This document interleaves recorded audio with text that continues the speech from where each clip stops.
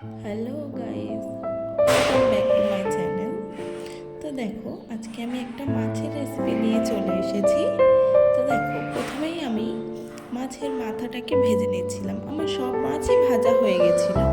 তারপরে মা আমাকে শিলে মশলাটা বেটে দিচ্ছিল।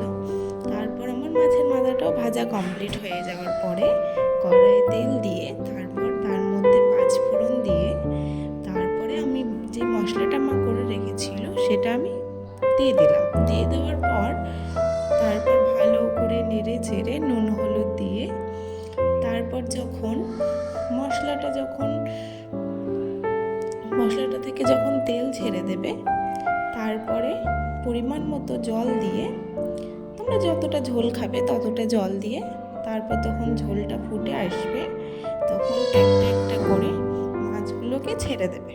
তারপর হালকা হাতে মাছগুলোকে